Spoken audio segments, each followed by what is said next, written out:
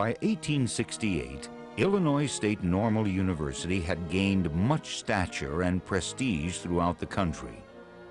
Since its humble beginnings in 1857, when 43 students assembled in one room above a general store, the university grew to lead the nation's normal schools in enrollment, with 1,033 students attending classes in the majestic brick building.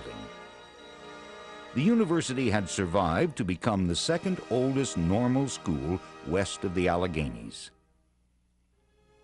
Most of the prestige associated with the university was credited to the veteran faculty, handpicked by Richard Edwards at the beginning of his presidency. Professors Edwin Hewitt, Thomas Metcalf, Joseph Sewell, and Albert Stetson had become well-known and respected pioneers in teacher education. Numerous graduates also added to the stature of the university and had a profound impact on educational institutions throughout the country.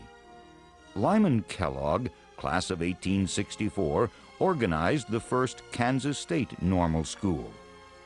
John Cook, an 1865 graduate, became a respected member of the faculty and would become president of Illinois State Normal University and subsequently the Normal School in DeKalb. Sarah Raymond, class of 1866, became the city superintendent of Bloomington schools, and scores of others rose to distinguished educational positions through their writing and teaching.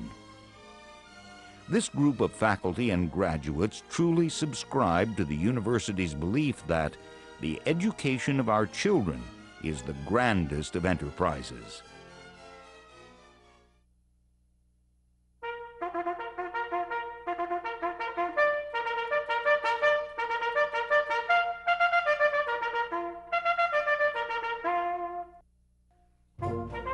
Edwards was continuously working to find better ways to develop his students into well-rounded teachers. It concerned him that a large percentage of those who applied to attend a normal university had little more than an 8th grade schooling. Edwards knew that in order to prepare his teachers adequately, they would need more than training courses in the theory and art of teaching. He assembled his professors, and under his guidance, they designed a required group of 21 general education courses in the sciences, liberal arts, and mathematics. Once the plan was formulated, Edwards presented it to the board for their approval. There were, of course, the usual critics. One board member recommended that all high school subjects be eliminated from the curriculum and that it operate within the province originally created for it, a professional school for teachers. Board member Benaiah G. Roots rose from his seat to proclaim his opinion. The standards for admission to the university should be materially elevated, and I think 2 types of diplomas should be awarded. One for those who want to teach, and another for those qualified to become principals of grammar or high schools. During the often heated debates, several detractors asked rather pointedly if students who have attended normal university really do teach. Edwards quickly marshaled his statistics. Of the 2,084 young persons who had attended normal university since its founding, only 29 of the graduates were not teaching. Of those 29, 13 were married but had taught at least 1 year, 6 were deceased, and only 10, having first taught for several years, had abandoned the profession altogether.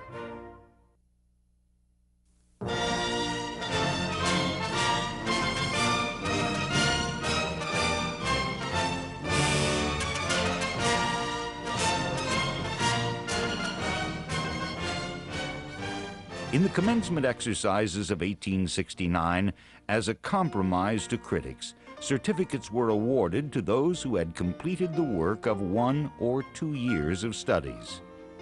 Edwards explained this action was necessary because students were being hired as teachers in the public schools before earning their diplomas.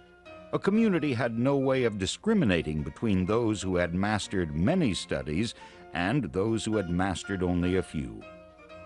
Each of the new certificates contained an exact statement of the amount of work satisfactorily done by the holder.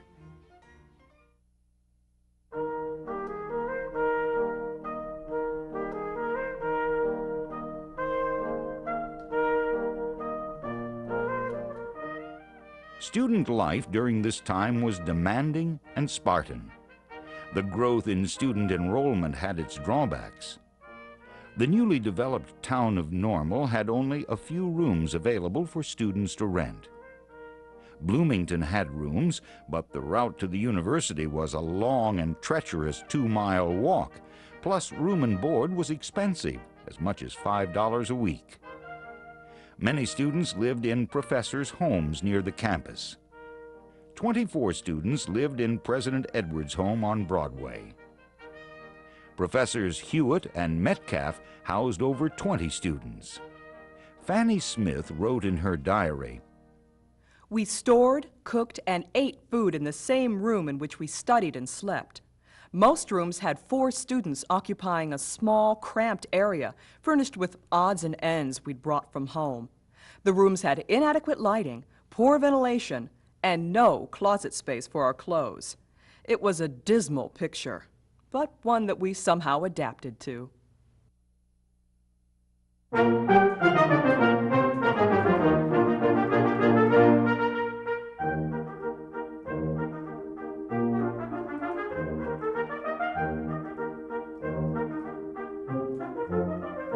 One of the ways students found pleasure in the rigors of college life was through participation in literary societies. As in other schools of the period, literary societies were the strongest student organizations. Every student who attended Illinois State Normal University became either a Wrightonian or a Philadelphian. The societies drew up bylaws, obtained charters from the legislature, and began holding meetings in separate rooms in the building. There was much rivalry between the two societies, not only in their debates and contests, but also in furnishing and beautifying the respective halls with expensive carpets, draperies, and elegant kerosene chandeliers.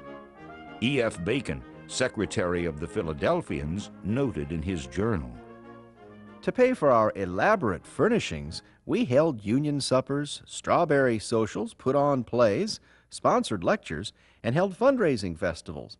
We also paid dues of 18 cents a week."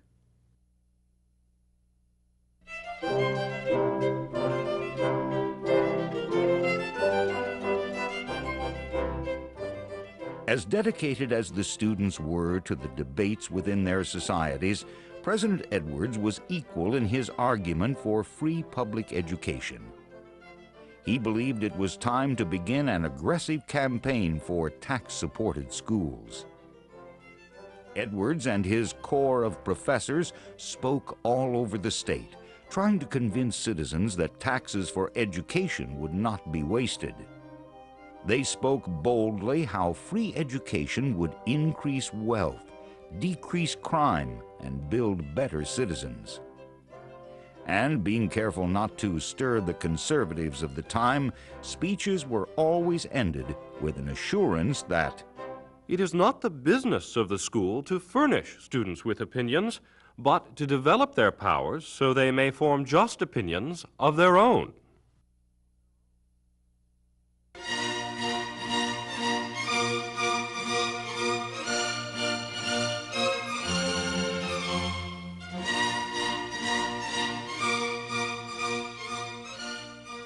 The battle continued with those in the legislature who opposed appropriating state money for the university.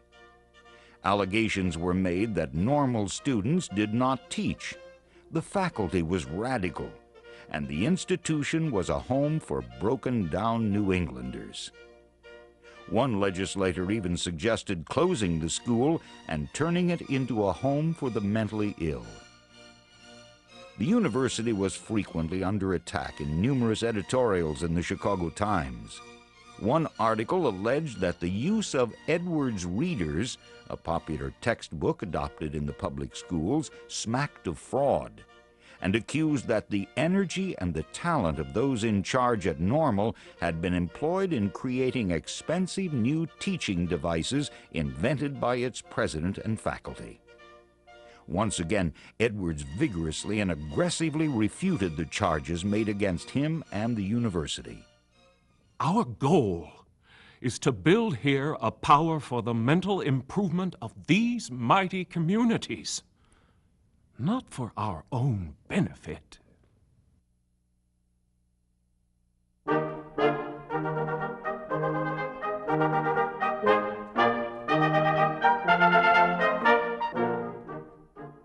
Illinois State Normal University had weathered many a storm.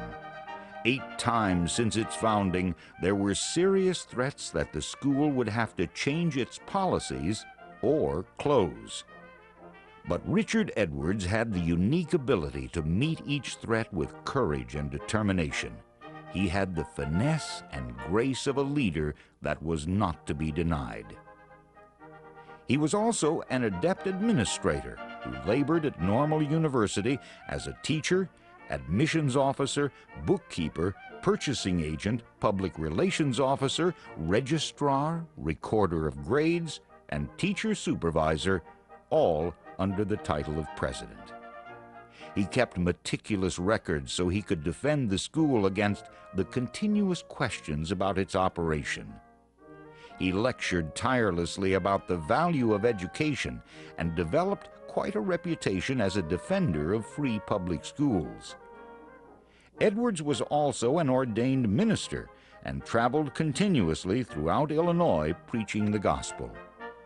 However, the late night hours preparing sermons, traveling great distances, arriving home late and going back to the university to work without sleep began to tell upon him.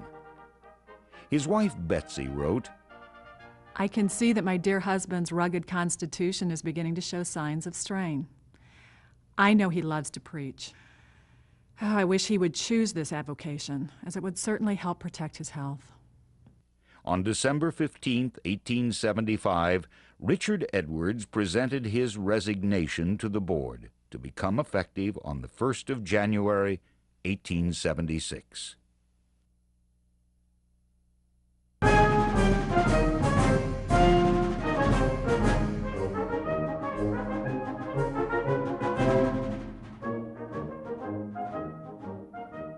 When Edwards refused to reconsider his resignation, the Board of Education turned to Professor Edwin C Hewitt, who had been on the faculty since 1858.